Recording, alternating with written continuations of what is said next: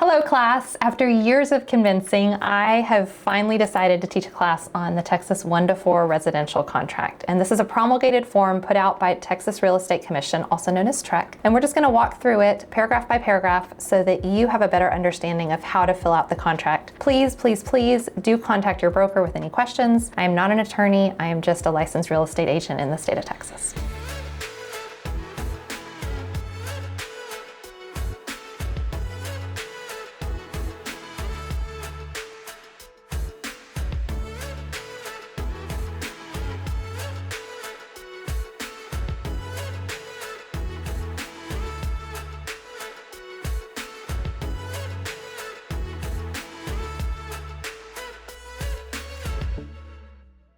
So let's dive right in. Paragraph 1, these are the parties to the contract. So you want to make sure a couple things.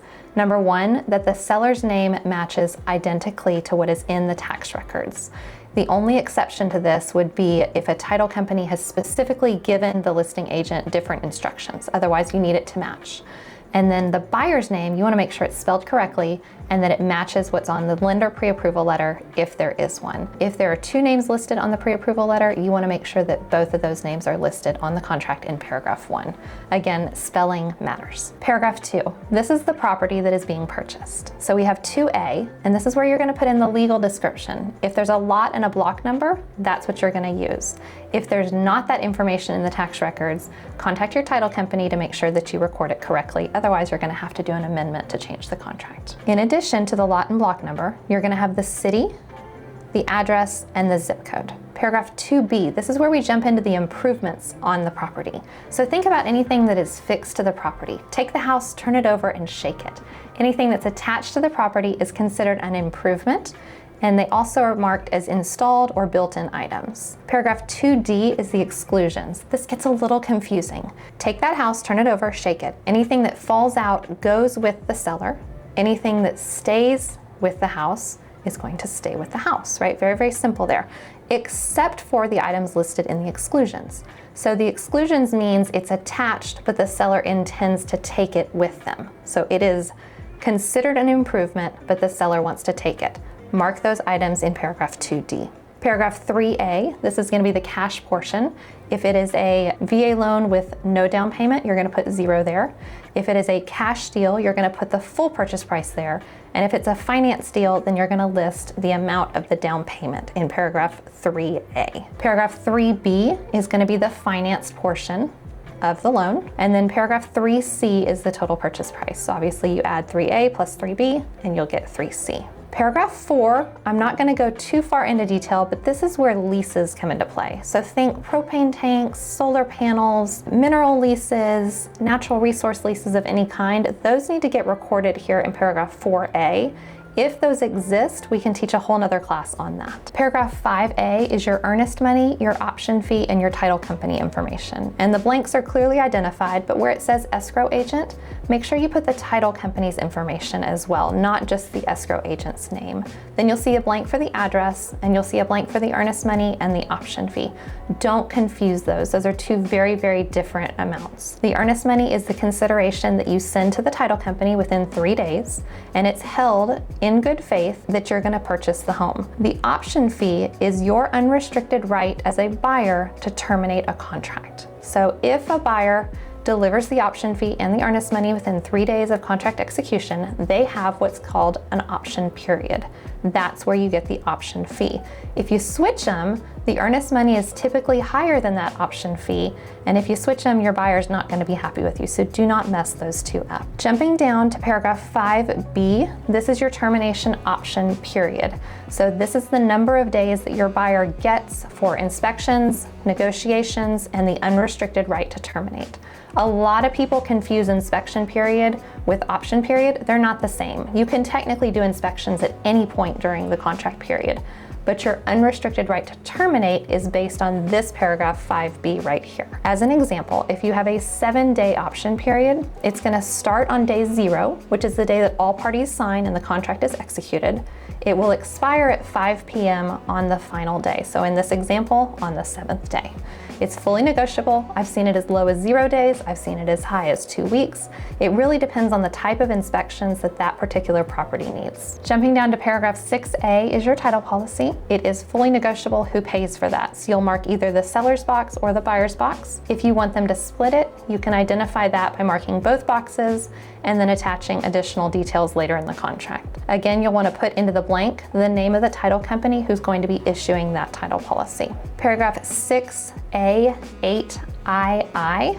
This is an exception to the survey. So title company and title policy do not typically cover survey boundary lines.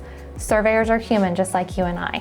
And so a lot of times it is advised that a buyer consider purchasing additional coverage for the survey, because if there was an error made and a survey is being used, that title company is not insuring that. And so this is additional coverage that your buyer can consider purchasing. Again, who pays for it, buyer or seller, is negotiable. Now, jumping down to paragraph 6C. We have 6C1, 6C2, and 6C3, and all of them relate to the delivery of a survey. If a survey exists and you have the seller, you want to make sure you deliver the survey within the time specified in the blank right there in paragraph 6C1. If you do not deliver that survey within that time frame, it does not matter whether the seller box or the buyer box at the bottom of 6C1 is checked. I learned this the hard way. I had the seller, I didn't have the copy of the survey in time, and we failed to deliver it to the buyer's agent on time. So even though it was marked buyer expense in paragraph 6C1, because I didn't do my job as the listing agent, guess who got to pay for the survey? Yours truly. So please pay attention to 6C1 and read that information as well and as accurately as you can. Paragraph 6C2 says within blank days after the effective date of this contract, buyer may obtain a new survey. And 6C3 is within blank days after the effective date of the contract, seller at seller expense shall furnish a new survey. So in 6C1, you have the obligation to deliver the survey as the listing agent and as the seller. Paragraph 6C2 is the buyer's going to purchase it because one doesn't exist. And 6C3 is the seller's going to purchase it because one doesn't exist. So very confusing set of paragraphs here. Make sure you read them thoroughly. Jumping down to paragraph 6D, objections. This is where the title company is going to do preliminary title work on the property, and the buyer has the right to review and object to any concerns within that title work. So if there's something specific that the buyer wants to do with the property outside of normal residential use, then you want to make sure that you list it right there in the blank where it says which prohibit following use or activity. So if they're going to use it as a short-term rental or a long-term rental, run a business out of there, anything like that that could be restricted by the CC&Rs, you want to make sure you list it, giving your buyer the right to terminate the contract once the title work comes back if their desired activity is not approved. Also, make sure in 6D, that paragraph where it says number of days, give your buyers enough time to review the information, because that title work, it's pretty thick. Okay, I'm gonna skip over a couple paragraphs until we get down to 6E2. It says membership in Property Owners Association. Make sure you mark if the property is part of an HOA. This is the box that you'll use for that. Jumping down again, all of the paragraphs between where we're at and where we're going, they are promulgated text by the Texas Real Estate Commission. We do not modify them. We are not real estate attorneys, and we do not have permission to do that. Buyer and seller can manipulate and rewrite contracts if they choose to.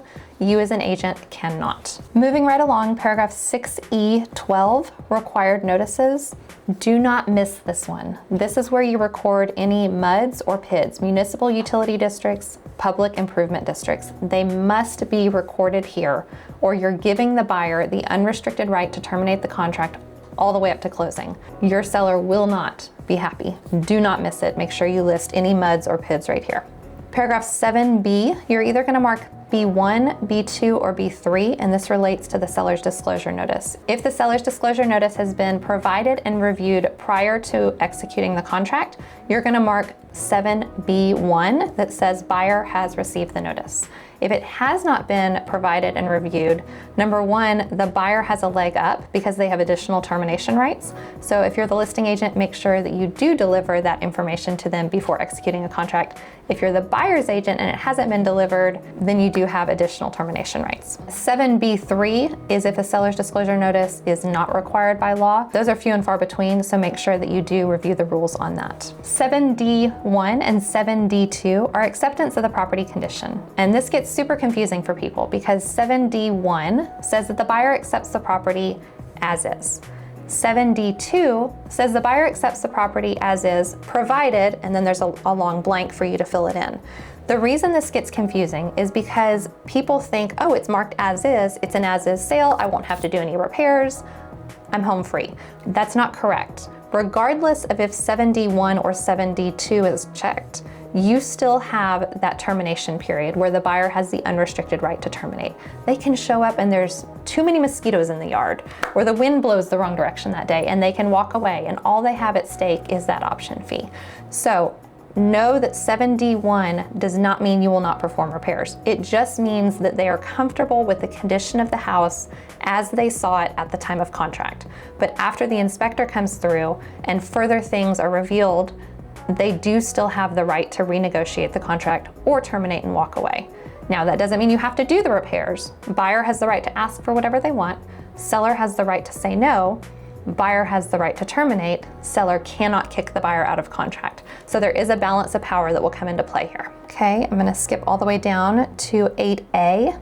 If there is a relationship that needs to be disclosed, it needs to go into this box right here. I'm not gonna cover which relationships need to be disclosed, so please look that up.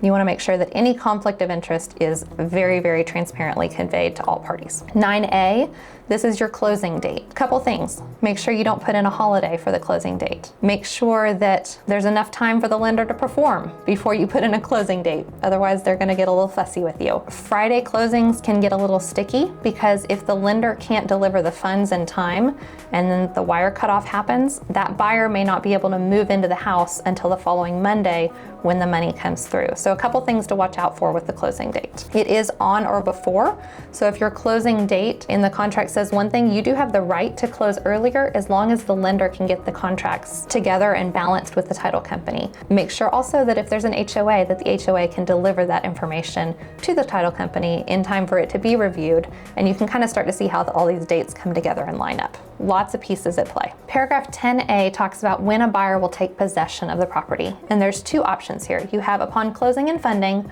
or according to a temporary residential leaseback. If the buyer is going to take possession at closing and funding, meaning as soon as they sign and as soon as the money is transferred from the lender, from their bank, from whoever is paying for the purchase, then you're going to mark the first paragraph, upon closing and funding. If the buyer is not going to take possession until after a couple days, because maybe the seller needed the money from the purchase and then they needed to use that money to purchase their next home, but they didn't have time to move into the next home because too many things were lining up too tightly, we use what's called a seller leaseback. And that means the seller has permission from the buyer to stay in the home for a set period of time, no greater than 60 days per lender rules, and that allows them a little bit of a grace period. That's called a seller leaseback. Jumping down to paragraph 11, special provisions.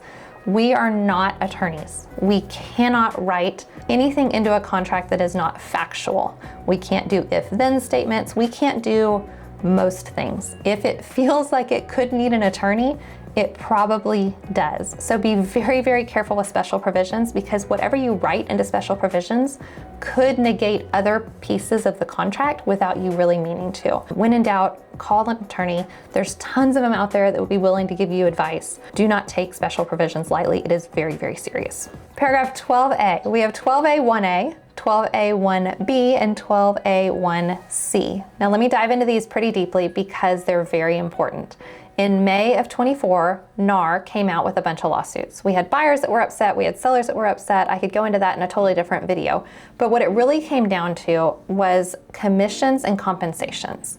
And sellers didn't realize that they had a say in what got paid. And buyers didn't realize that when their agent said that they didn't have to bring money to the table, that it actually meant that the compensation was being rolled into their loan, amortized over 30 years or 15 years or whatever their note was. So NAR decided that they were going to work with TREC and create an update to the promulgated form that clearly identified all structures of compensation, giving all parties the right to negotiate it freely.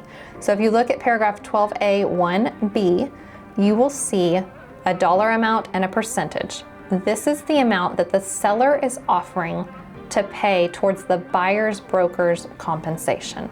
When the buyer signs up with a buyer representation agreement, they are committing to a compensation amount to that broker. This paragraph says that the seller will pay this amount towards their previously agreed fee. Now the language is kind of confusing, so please read it carefully. You can either do a dollar amount or you can do a percentage amount. If there is no percentage amount in here, then it means that the buyer is going to pay that fee to the broker that they've already agreed upon separately and outside of the contract. And that's totally fine. That means that it's not being amortized over the course of a loan. If you want it to be rolled into the purchase price, it goes into this paragraph right here. 12A1C is slightly different. This is the amount that's going to be provided by the seller and applied towards the buyer's closing costs. The most common way that we see this done is to buy down an interest rate. You can have an amount in both paragraph 12A1B and 12A1C. They are different amounts. Some lenders do have limits based on the type of loan that the client is getting. So do touch base with either your broker, your lender, or both before submitting a contract with those items. Paragraphs 13, 14, 15, 16, 17, 18, 19, and 20 are all standard text. I'm not going to go through them. I do want you to read them and understand them and ask questions. I cannot interpret them because I'm not an attorney, but I do not modify those as part of a contract, and you shouldn't either. Please do read and understand them so that you can clearly explain them to your client should they have questions about them. Paragraph 21. This is more important than most people give it credit for. This is the notices to all parties. So a lot of people will just kind of blow it off and they'll put in one email or not list the agent's email. And the reason that paragraph 21 matters is because that's how notices are delivered. So let's say a buyer chooses to terminate a contract. Per the contract, they're supposed to deliver notice to every person listed in paragraph 21. If you don't, then you haven't fulfilled the terms of the contract. So make sure that your email is the agent, the buyer and seller's emails are in there, phone numbers are in there. Just make sure it is complete. It's not something to blow off. Don't ever execute a contract if it's not in there, because you will then have to go back and amend the contract later. Paragraph 22 is marked agreement of parties, but what it really is a long 2-column list of all the addendums that make a contract specific to the property that is being purchased. So think about a lender, third-party financing agreement, an HOA, you have your HOA addendum. Maybe the buyer needs to sell another property first, so you have a contingency on the sale of other property. There are lots and lots and lots of addendums that are not listed here, but these are the most common ones. One thing I will say, if you include it in the contract, make sure it is checked here. And if you check it here, make sure you include it in the contract. Both of those things need to be true. Jumping down to 23, consult an attorney before signing this. TREC rules prohibit real estate brokers and sales agents from giving legal advice. Read this contract carefully. That means that as an agent, we cannot interpret the contract. We can tell them what the blanks are for, we can present the information, we can let them know that they can modify a contract, we can direct them to an attorney. We cannot act as an attorney. We are not licensed as attorneys. We are licensed as real estate agents or real estate brokers. So please, please, please take this paragraph seriously. If your client says at any time that they want to contact an attorney, don't talk them out of it because it slows down the process. Yes, they slow down the process, but you want that extra layer of protection. If a client wants to talk to an attorney, let them. I don't recommend recommending attorneys unless you recommend a long list of them, because you don't ever want there to be a conflict of interest, or you don't ever want something to go south and then not get the result that they want and blame you for making that recommendation. So if you're going to go down the path of recommending an attorney, make sure you're giving them several options to choose from. This next page is your execution page, and this means that you've made it. So buyer will submit the offer, and there's some back and forth discourse, some negotiations that happen between agents, and then everybody comes to the point where they're ready to sign. Buyer will sign on the left, seller will sign on the right, and then the broker who last handles the paperwork or the agent acting on behalf of the broker will timestamp it, and that starts the clock for the option period. So that is considered day 0. Now, whether that happens at 8 o'clock in the morning or 10 o'clock at night, it is still always day 0. Then we jump down to our broker information page. On the left-hand side is the buyer's broker's information. On the right-hand side is the listing broker information, showing that each side has equal and independent representation. Now, if the listing broker is also representing the buyer, then you'll see both of those listed on the right-hand column. We call that intermediary. It is legal in the state of Texas for one broker to represent both sides of the transaction. It just means that they are going to benefit financially from both sides of that transaction. At the bottom of this page, you'll see it say disclosure. Pursuant to a previous separate agreement, listing broker has agreed to pay other broker a fee of dollar or percentage. You might recognize this because it's very similar to what was in 12A1B. It's one or the other, not both. If you fill it in 12A1B and at the bottom of page 10, you just cost your seller twice as much. So do not make that mistake. This gets really confusing because before all of the lawsuits in May 24, it was always put at the bottom of page 10. Now we have the option to either negotiate it in paragraph 12 or do it here. If you do it here at the bottom of page 10, there are additional addendums that are needed to substantiate it because it says pursuant to a previous separate agreement. Make sure that if you have it at the bottom of page 10, you have that separate agreement included. Otherwise, it's not valid and that agent will not get paid.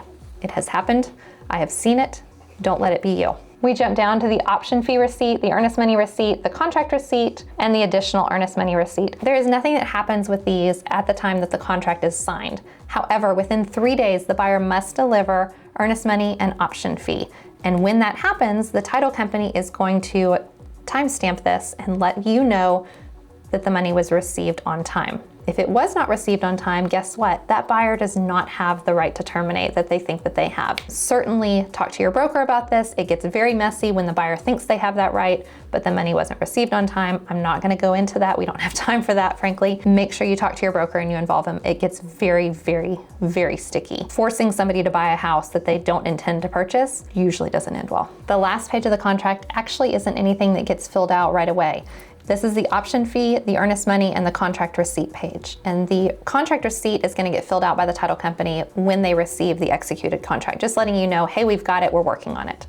The option fee and the earnest money, that is delivered within 3 days of the contract being executed, and they deliver that money to the title company. So when the title company receives that money, they're then going to fill out these 2 receipts, letting all parties know that the money was received on time. Now, before we end this, I want to make note that this is the version 11 for 2024. So this contract does get updated regularly. If you are not looking at that as being the current version, then this video is no longer valid and you want to make sure that you look for the newer version talking about the changes. Now, the whole point of this class was just to walk you through what the cornerstone of writing an offer looks like. So the Texas Real Estate Commission promulgates a lot of forms for us, but in every offer, we always start with the TREC 1-4 contract, and that's what we just went over. If you've made it this far, thanks for watching. I'll see you in the next video.